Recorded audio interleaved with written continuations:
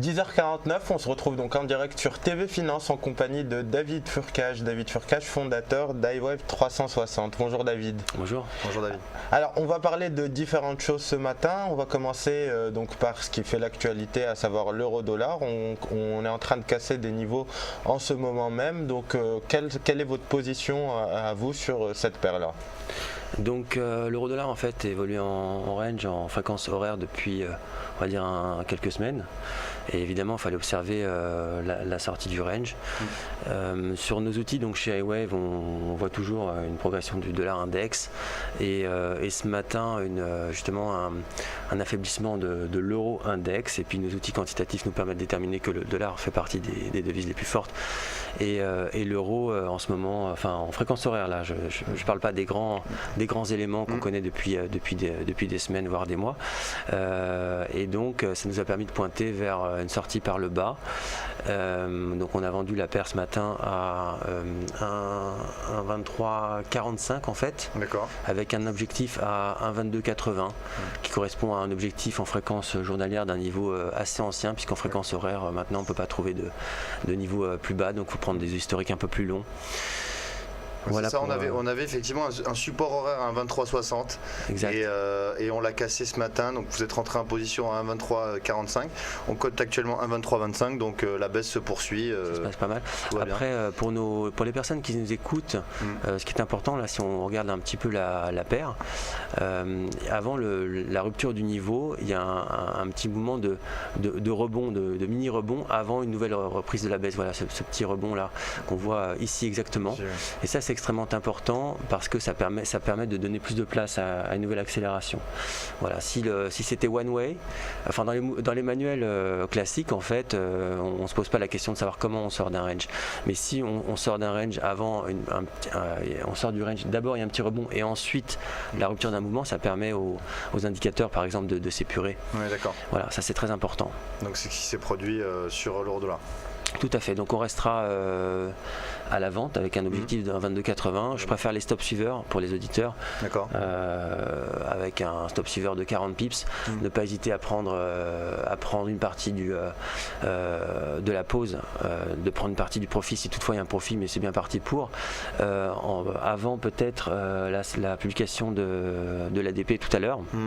Très important.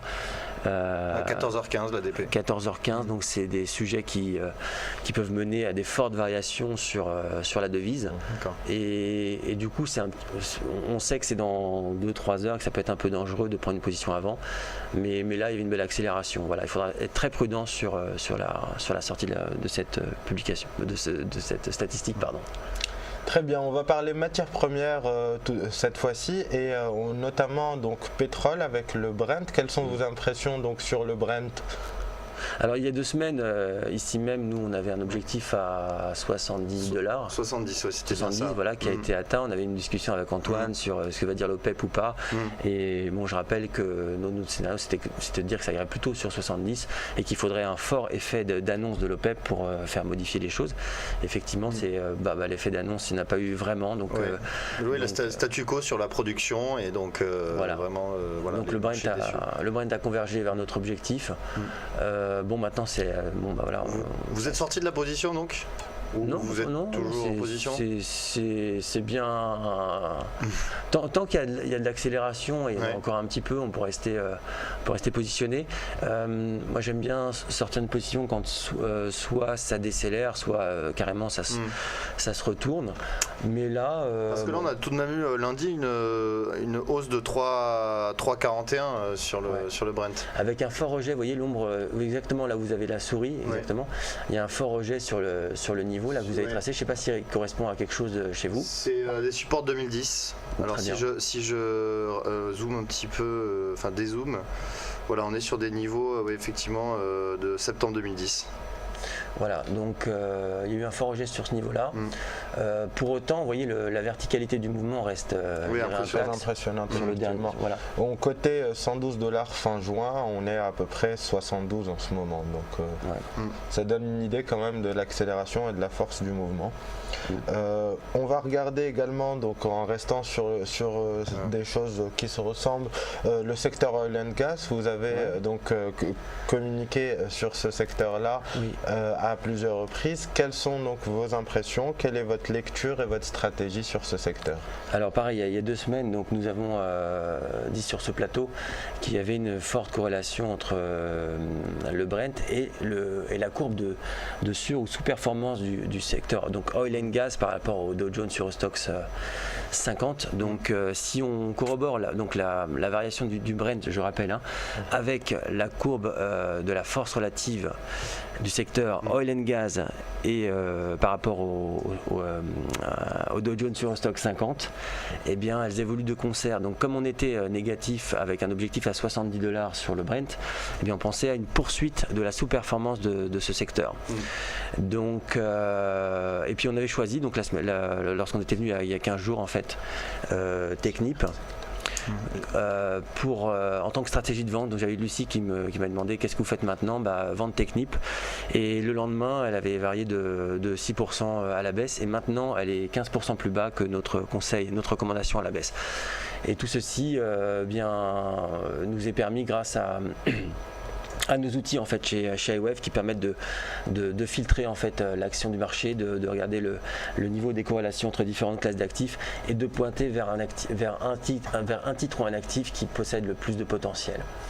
Voilà, donc ça c'est le stock 600 oil and gas. Ouais, voilà, c'est extrêmement fragile effectivement. On voit qu'on a baissé énormément.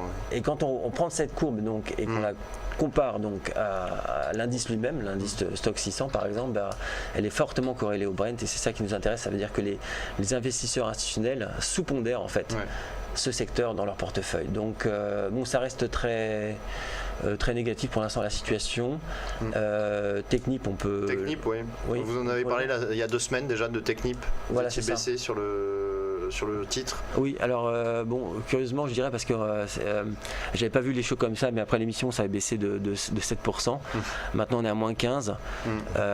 Voilà, c'est un titre qui est bien moche, qui fait partie donc des titres du secteur oil and gas qu'il fallait fuir. On vient d'enfoncer un support important il y a quelques jours également, donc sur Technip, on est revenu sur les niveaux de 2011 carrément.